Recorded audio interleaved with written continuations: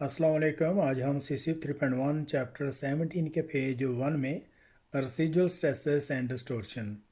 तो वेल्डिंग की हीट की वजह से जो स्ट्रेसेस जो मटेरियल में रह जाती हैं और उसकी वजह से जो डिस्टॉर्शन आती हैं, तो इस हवाले से डिस्कस करेंगे आज के इस चैप्टर में। तो इसके जो 17 पेज 1 में आज हम इसको स्टार्ट करते हैं। यहाँ residual stresses and distortion. Residual stresses are defined as those stresses remaining inside a material after a process has been carried out.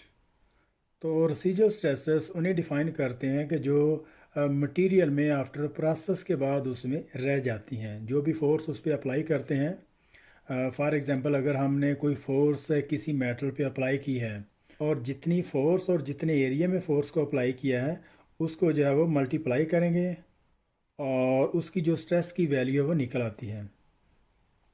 Residual stresses वो स्ट्रेसेस हैं कि जो मटेरियल में किसी भी प्रोसेस करने के बाद उसमें रह जाती हैं। The process use is welding, और इस प्रोसेस को वेल्डिंग प्रोसेस कहते हैं। And the stress are caused by the heat of welding producing local expansion and contraction to take place. यहाँ तक इसको देखते हैं।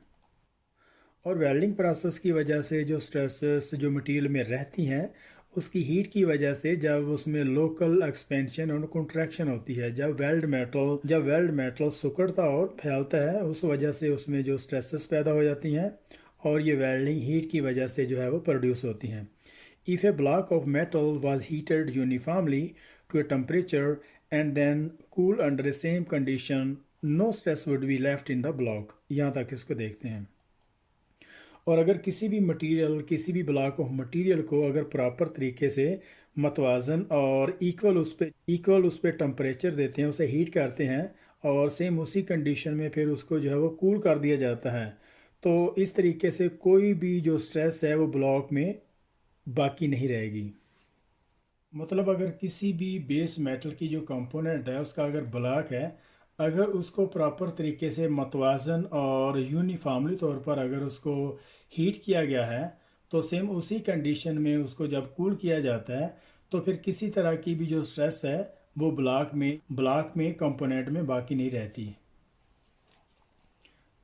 As expansion and contraction is uniform and equal, क्योंकि जो वेल्ड मेटल का जो सिकुड़ना है और जो फैलना है वो मतवाजन हो रहा होता है और इक्वल हो रहा होता है, और उस वजह से उसमें किसी तरह की जो स्ट्रेस है वो बाकी नहीं रहती। Welding causes ununiform heating and cooling conditions to exist and are compounded by the fact that the material is increasingly restricted from the freedom of the movement as the welder move along the welded seam। यहाँ तक इसको देखते हैं। और जो welding की वजह से नाहमवार और गैर मतवाजन अनयूनिफॉर्म जो हीटिंग जब बेस मेटल पे दी जाती है और फिर उसी कंडीशन पे उसको जब कूल कर दिया जाता है, तो उससे बहुत सारी स्ट्रेसेस जो हैं वेल्ड मेटल में रह जाती हैं। और इसके अलावा दूसरा इसका जो कंपाउंड ये है कि अगर जिस बेस मेटल को हम वेल्ड कर रहे हैं, अगर हमने उसको किसी दूसरी प्लेट के साथ, किसी बेस मेटल के साथ, किसी स्ट्रक्चर के साथ उसको जो है वो वेल्ड कर दिया गया है, या उसको किसी जिग्स फिक्चर के साथ उसको जो टैड कर दिया गया है किसी वॉइस वगैरह में, तो उससे जो वेल्ड मेटल की उससे जो बेस मेटल की जो फ्रीली मूवमेंट है, उसका जो आज़ाद आना, उसका जो मूवमेंट होना है, वो जो है वो रिस्ट्रिक्ट हो जाता है। तो उस रिस्ट्रिक्शन की वजह से उसमें बहुत सारी जो स्ट्रेसेस हैं वो उसमें रह जाती हैं। ख़ासतौर पर जब वेल्डर जो है वो सीम के अलॉन्ग उसको जो है वेल्ड कर रहा होता है। सीम जो है किसी भी बेवल, और सीम जो है वो बेवल को कहते हैं जब उसके साथ अलॉन्ग द सीम जब वेल्डर उसको वेल्ड कर रहा होता है, और उस वक्त बहुत सारी जो स्ट्रेसेस हैं वेल्डिंग की अनयूनिफॉर्म हीटिंग की वजह से, या फिर उसमें जो कंपाउंड है जैसे कि दूसरे फैक्ट हैं जिससे मटेरियल को रिस्ट्रिक्ट कर दिया जाता है किसी भी जिग्स फिक्चर या किसी वॉइस में या किसी चैन ब्लॉक के थ्रू उसको जब होल्ड कर देते हैं, तो उससे उसकी जो फ्रीली मूवमेंट है उससे जो है वो बिल्कुल उसको बांध दिया जाता है, और इससे उसमें बहुत सारी स्ट्रेसेस जो हैं वो उसमें रह जाती हैं। The stresses that remain in the structure after welding are called residual stresses। और जितनी भी वो स्ट्रेसेस उसमें रह जाती हैं उसको जो है वो residual stresses कहते हैं। Residual stresses may be compound with applied stresses to cause earlier failure। Residual stresses may be compound with applied stresses to cause early failure. तो रेसिडुअल स्ट्रेसेस के अलावा अगर दूसरी जो स्ट्रेसेस अप्लाई की जाती हैं, जैसे अभी हम लास्ट उसमें इसमें पढ़ा है, जैसे कि उसमें जिग्स फिक्चर है, या फिर किसी वाइस में बांध देते हैं, या फिर उसको फिटअप के दौरान उसको किसी चैन ब्लॉक के थ्रू उसको जो है वो टाइट कर दिया जाता है। और इन सारी वजूहात की वजह से उसमें जो रेसिडुअल स्ट्रेसेस और अप्लाइड कंपाउंड की वजह से जो बेस मेटल है उसमें जल्दी फेलियर आने के चांसेस होते हैं। एंड में be reduce after welding by heat treatment. और इस तरह की जितनी भी उसमें स्ट्रेसेस पैदा होती हैं उसको हीट ट्रीटमेंट प्रोसेस से उसको जो है रिमूव कर दिया जाता है, उनको जो है वो कम कर दिया जाता है। यहाँ से अभी हम इसको देखते हैं। The stresses caused by the local expansion and contraction strain can be very complex matter in a welded construction। और वेल्डेड स्ट्रक्चर में और उसका जो कंपोनेंट है, जो ब्लॉक है, उसमें अगर एक्सपेंशन और कंट्रैक्शन, जो वेल्ड मेटल का जो फैलना और सिकुड़ना है, उस वजह से उसमें स्ट्रेसेस पैदा होती हैं। और स्ट्रेसेस जो है ये बहुत ज़्यादा कॉम्प्लिकेटेड मैटर है। However we can say that they have 3 basic direction. और हम ये कह सकते हैं कि इसकी जो 3 डायरेक्शन पे इसकी जो है डिस्टॉर्शन होती है। तो यहाँ पे एक डायग्राम में इसका जो वेल्ड सीम को उसको जो वेल्ड किया हुआ है, और वेल्डिंग में उसने लॉन्गिचुनल और ट्रांसवर्स और इस डायरेक्शन में इसको दिखाया हुआ कि जो स्ट्रेसेस है वो किस तरह से बनती हैं। तो ये जो बेवल है, जो सीम है, इसको जो वेल्ड किया हुआ है, ये राइट साइड पे या लेफ्ट साइड पे, अगर किसी साइड पे भी इसको वेल्ड करते हैं तो वेल्ड के साथ साथ इसका जो अलोंग द वेल्ड वो लॉन्गिचुनल डायरेक्शन होगी। मतलब अगर किसी भी डायरेक्शन में इसको जो वेल्ड सीम को अगर वेल्ड करते हैं तो इसकी जो डायरेक्शन जो लॉन्गिचुनली इसकी जो है वो डायरेक्शन होगी। और इसके अलावा अगर अपोजिट साइड पे इसको जो अगर बीच में इसको काट के अगर चलते हैं, जैसे ट्रांसफर साइड है, तो इसकी जो 90 डिग्री पे इसका जो है वो ट्रांसवर्स डायरेक्शन होगी। मतलब अगर किसी भी डायरेक्शन में अगर किसी बेस मेटल में अगर सीम को वेल्ड करते हैं तो कोई भी डायरेक्शन अगर राइट वर्ड्स है या लेफ्ट वर्ड्स, तो उसकी जो डायरेक्शन है वो लॉन्गिचुनल के साथ साथ उसको जो है वेल्ड कर रहे होते हैं, तो वो उसकी जो लॉन्गिचुनल डायरेक्शन होगी। और इस तरह से अगर उसको जो बीच में इसको सेंटर में से किसी भी अगर हम वर्टिकल में भी वेल्ड कर रहे हैं तो इसकी जो ट्रांसवर्स हो और इसकी जो ट्रांसवर्स होगी वो 90 डिग्री में होगी, जिस तरह अभी उन्होंने यहाँ पे इसके मिडल में यहाँ पे दिखाया हुआ है। मतलब ये ट्रांसवर्स होगी इसके मिडल से डाउनवर्ड की तरफ, और इसी तरीके से जो सीम वेल्डिंग के अलोंग होगा वो उसकी जो लॉन्गिचुनल डायरेक्शन होगी। And view of the welded plate.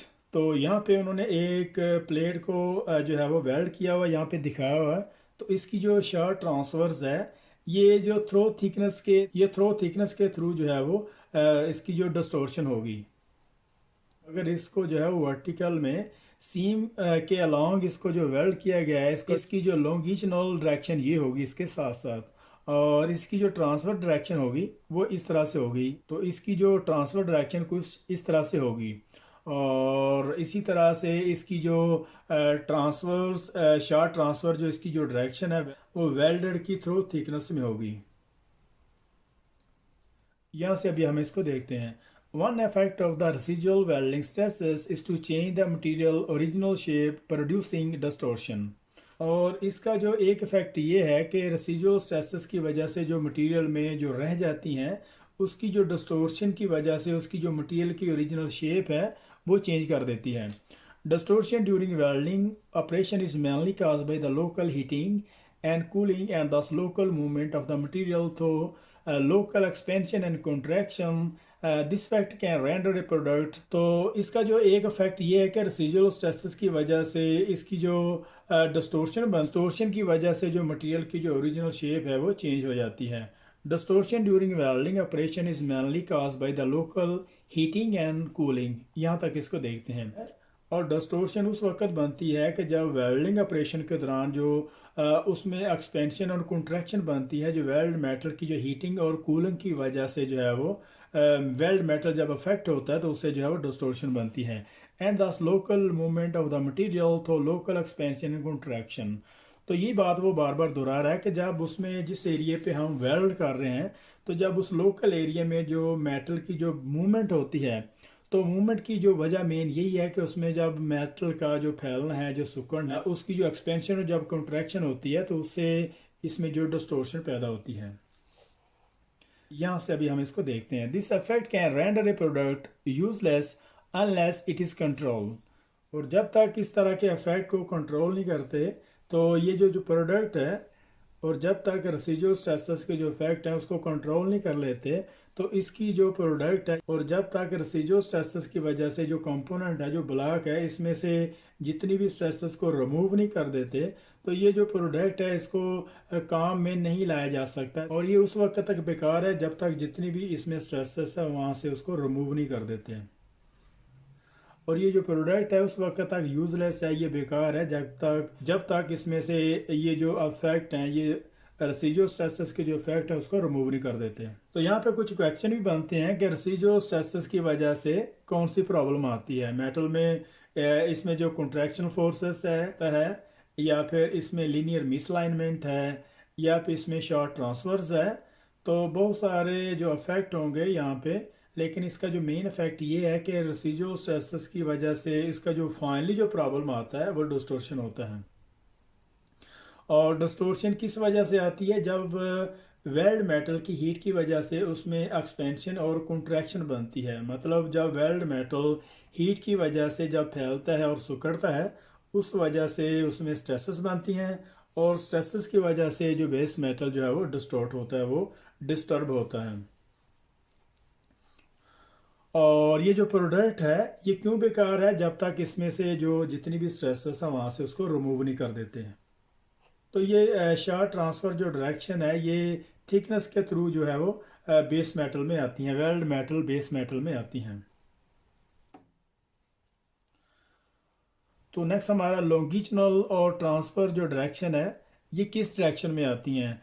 लॉन्गिचुनल direction जो है ये हमेशा जो वेल्डेड सीम के अलोंग जो है वो अगर राइट वर्ड्स या लेफ्ट वर्ड में अगर हम वेल्डिंग कर रहे हैं तो लॉन्गिचुनल डायरेक्शन में इस तरह से जो है वो स्ट्रेसेस बनती हैं। और दूसरी तरफ यहाँ पे ट्रांसफर डायरेक्शन जो है वो इसके बिल्कुल 90 डिग्री में, वेल्ड के मिडल में इसकी जो 90 डिग्री का जो जाविया बनता है, ट्रांसफर डायरेक्शन जो है वो इस डायरेक्शन में आती है।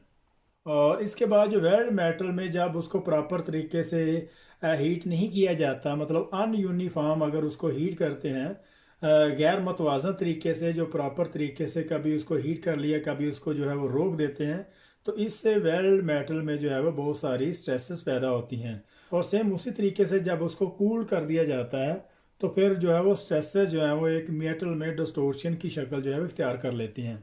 और स्ट्रेसेस के अलावा अगर इसमें कंपाउंडेड स्ट्रेस अगर उसमें दी जाती हैं, जैसे कि अगर किसी भी वेल्ड मेटल को जब वेल्ड कर दिया जाता है टैकिंग के दौरान उसमें जिग्स फिक्चर या कलम वगैरह से उसको होल्ड कर देते हैं, या अगर किसी वाइस वगैरह में अगर उसको बांध देते हैं तो उससे बहुत सारी जो स्ट्रेसेस उसमें रह जाती हैं। तो उससे जो वेल्ड मेटल की जो डिस्टॉर्शन तो कंट्रोल हो जाती है, लेकिन डिस्टॉर्शन को कंट्रोल होने के साथ साथ उसमें बहुत सारी स्ट्रेसेस उसमें रह जाती हैं। मतलब एक तरफ हमने उसकी जो डिस्टॉर्शन उसको कंट्रोल कर लिया, लेकिन डिस्टॉर्शन कंट्रोल होने के साथ साथ उसका जो मेन जो साइड इफ़ेक्ट ये है कि उसमें बहुत सारी रेसिडुअल स्ट्रेसेस उसमें रह जाती हैं, जो बाद में आने वाले वक्त में जो वेल्ड मेटल की जो कंपोनेंट है उसमें प्रॉब्लम करती हैं। यहाँ पे एक क्वेश्चन ये भी बनता है कि रेसिडुअल स्ट्रेसेस किस वजह से बनती हैं? रेसिडुअल स्ट्रेसेस हमेशा वेल्डिंग प्रोसेस, अगर हम कोई थर्मल प्रोसेस वगैरह करते हैं जिससे बेस मेटल को हीट किया जाता है, जिससे हम उसको काटते हैं, तो उस वजह से मेटल में रेसिडुअल स्ट्रेसेस रह जाती हैं। तो इन रेसिडुअल स्ट्रेसेस को जब तक उसको वहाँ से रिमूव नहीं कर देते, कोई हीट ट्रीटमेंट प्रोसेस है और हीट ट्रीटमेंट प्रोसेस की वजह से उसको वहाँ से रिमूव कर दिया जाता है, जिससे वेल्ड मेटल की जो प्रॉपर्टी है, जो कंपोनेंट है, उसको फिर जो है वो यूज़ में लाया जा सकता है। विदाउट इसके जो स्ट्रेसेस को रिमूव किए बगैर हम उस प्रोडक्ट को इस्तेमाल नहीं कर सकते। तो यहाँ पे हमारा जो 17.1 था चैप्टर यहाँ पे ख़त्म हो रहा है। तो मिलते हैं नेक्स्ट पेज में, तब तक के लिए अल्लाह हाफिज़।